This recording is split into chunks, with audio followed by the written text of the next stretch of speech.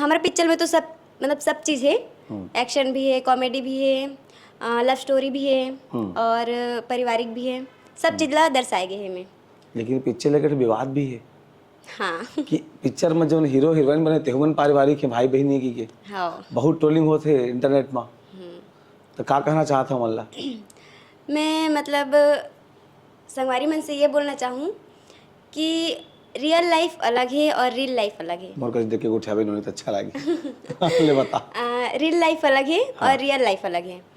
Cover कि अगर हमन ये चीज़ ला सोचबो कि हमन भाई बहनन तो हमन एक साथ काम नहीं कर सकन, और मतलब काम एकर बर कर सकथन कि हमन बचपन से साथ में डांस करत आथन, मतलब स्टेज शो।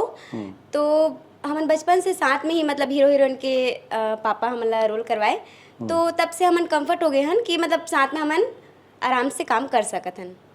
और मतलब एक बात ये है कि अगर मैं रिश्ता वहाँ पे देखा काम के टाइम में तो फिर मैं एक्टिंग नहीं कर पाऊँ।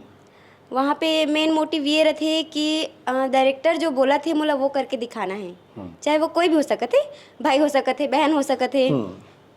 तो मतलब काम के टाइम पे वो चीज़ मतलब नहीं सोचना है कि नहीं यार ये मोर भाई है या ये मोर बहन है।